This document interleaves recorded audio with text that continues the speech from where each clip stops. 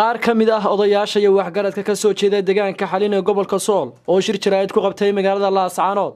ayaa kaga hadlay arrimo badan oo ay kamid yihiin maxaabiis ay sheegeen in laga sii daayay xabsiga dhexe ee magaalada Laascaanood sidoo kalena waxay ka hadleen odayaashu xaaladda ammaanka magaalada Laascaanood iyagoona eedeemo u soo jeediyay laamaha ammaanka iyo maamulka gobolka Sool odayaasha arrimahaasi ka hadlayna waxa hadaladoodii kamid ahaa ayagoo ku hadlaya qabiilka Faarax ee afkiisa Soomaaliland dad badan baan ka tirsanaa fara badan oo ka ruubahantii guudnimo markii looga tirsanayay mid weheliya waa ugu horeeya rag dilay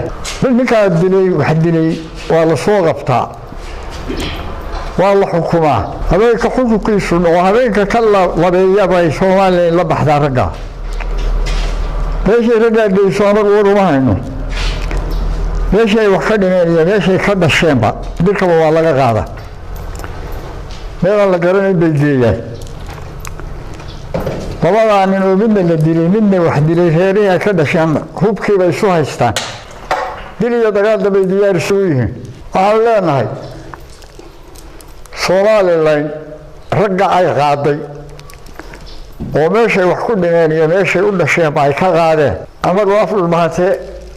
ku hadlayna soo celiyeen ragga noo soo celiyeen dhacdadii u dambeysay oo la dilay labadii oo loo qabtay oo lagu xukumay maxkamadda xukuntay oo qiraalka ahaa oo marxaati iyo qiraal bay isku dareen anaga noo xidhnaayeen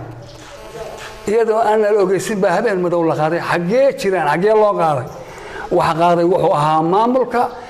iyo cid haddii la ku yahay ay mataqaanaa garab siinayeen waxaanu cambaaraynaynaa maamulka ka jira Laascaanood gobolka Sool ee Laascaanood maamulku hawlaha ka dhaca Laascaanood uu oogyahay waxa la waayaa niman badan oo la dilay kuwa booliska ahaa iyo kuwa shacaba intaba waa la dilay lama helo booliska iyo ciidanka jooga Laascaanoodna tirada iska badan yahay magaalada uu ka badan yahay kuwii ayagu ay doonana way soo helaan way qabtaan kuwii doonana way sii daayaan arrintan maamulku uu sameeyo kuwa kacab uu sameeyo waarinayoogii hadda nimankii dilay hadda kuwii dilay laba bilood ka hor bay dileen asla way xidhnaayeen habeen baa laga saarayeen saldhiga lama ogeysin waxba kama ogin meel ay jiraan bulcay jiraan baa la leeyahay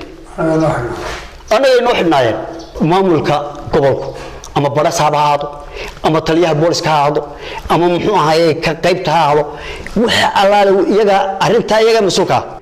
anaga la ciidan tignikada anaga leh mas'uuliyadda meesha ku joogaan waxa weeye hadaan maamulkii